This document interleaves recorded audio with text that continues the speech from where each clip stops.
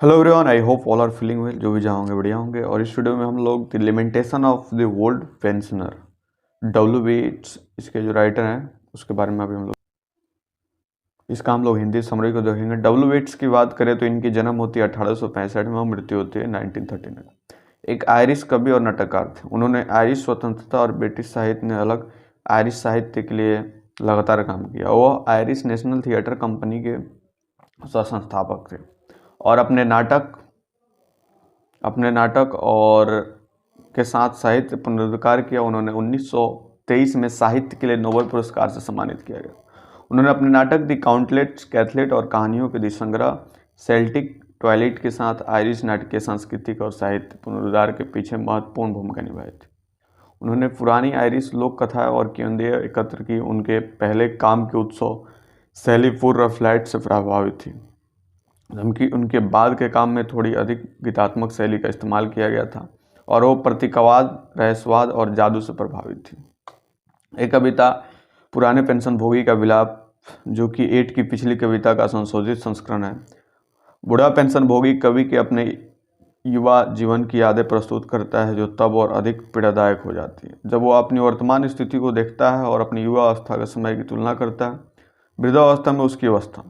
वृद्ध पेंशनभोगी का विलोप, अंग्रेजी में सारांश the lamentation of the old pensioner, जो कि एट्स की पिछली कविता द ओल्ड पेंशनर का संशोधित संस्करण है, कवि के अपने युवा जीवन की यादें प्रस्तुत करता है तब और अधिक पीड़ादायक हो जाती है जब वो अपनी वर्तमान स्थिति को देखता है और अपने युवा अवस्था के समय को अपनी स्थिति से अलग करता है। बुढ़ापे में कवि अपनी युवा अवस्था में अपनी पत्नी, अपने दोस्तों के साथ अधिक आनंद लेते थे। अपने परिवार या दोस्तों के साथ आग के पास बैठकर ये हमेशा प्यार और राजनीति की बात करते थे।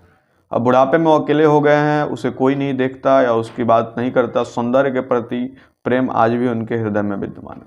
उस अपने पिछले जीवन के प्रति अधिक आकर्षण होता है। सब लोग उस टूटे हुए वृक्ष की भांति उसकी उपेक्षा करते हैं, जो अब फलहीन और फूलहीन हो गया। समय ने उसे बदल दिया, इसलिए वो ऐसे समय से नफरत करता है। वो कहते हैं कि मैं समय के चेहरे पर थूकता हूँ जिसने मुझे बदल दिया।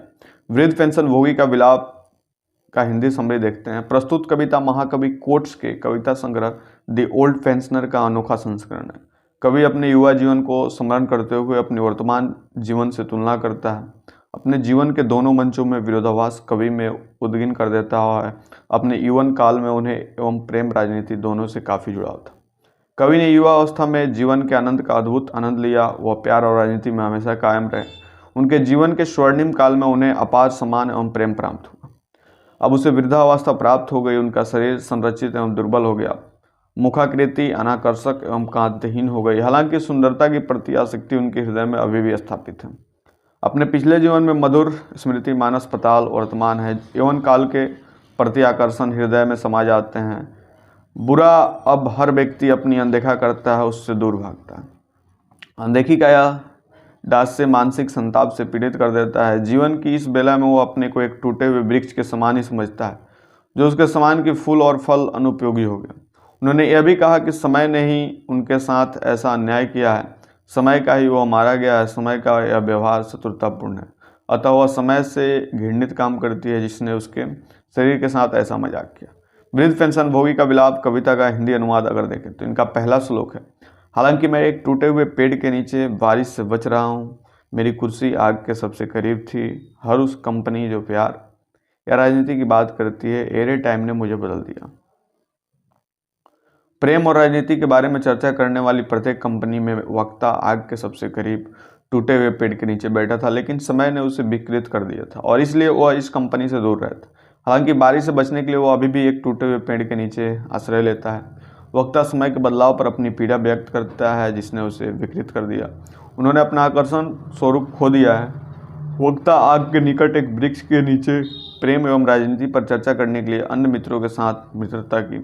बुरे समय ने उससे व्यक्तित्व को पूर्ण रूपेण रूपांतरित कर दिया, जैसा कि वह पहले युवा एवं आकर्षण नहीं थी।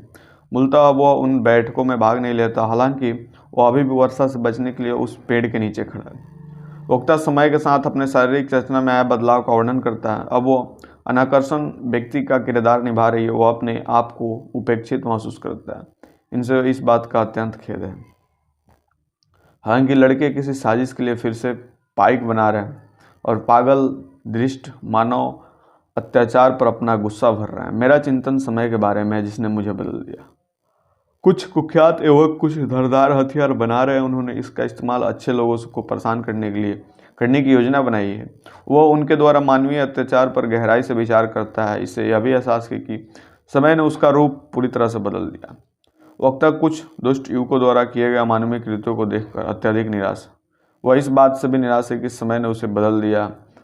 अब उसके पास इस मामले पर विचार करने के अलावा कुछ नहीं है।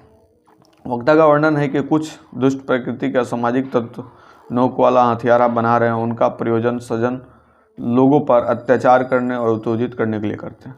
वह यह भी अनुभव करती है कि उस समय उसके व्यक्तित्व मुखाकृति में व्यापक बदलाव किए गए हैं। वह अपना आकर्षण खोया है। वक्ता कुछ दुष्टों द्वारा अमानवीय व्यवहार और अत्याचारियों से भी काफ़ी निराशाजनक है। इसे इस बात का दुख है कि वह इस अनाचार का प्रतिकार भी नहीं कर सकते। अब समय ने उसे दुर्बल एवं कांतिहीन बना दिया है।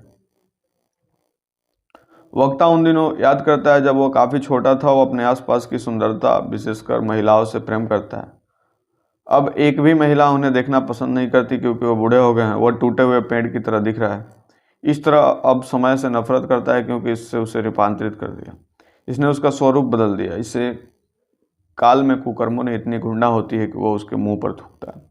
इस श्लोक में वक्ता ने काल के क्रूर कृत्य पर अपनी हताशा व्यक्त की है। उन्होंने यह समय का मानवीकरण किया है। वक्ता अपने यौवन काल को याद करता है। उस समय वह सुंदर एवं आकर्षक युवा थी। उसने अपने चारों ओर की फ्लैश सुंदर से प्रेम किया।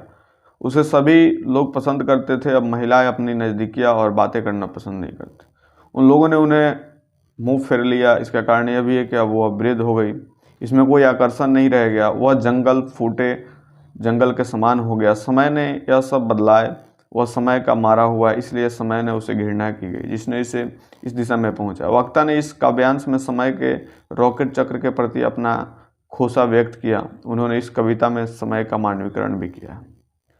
हिंदी समरी आपको कैसे लगी कमेंट करके बताएंगे। बाकी मिलते हैं नेक्स्ट वीडियो में, तब तक के लिए।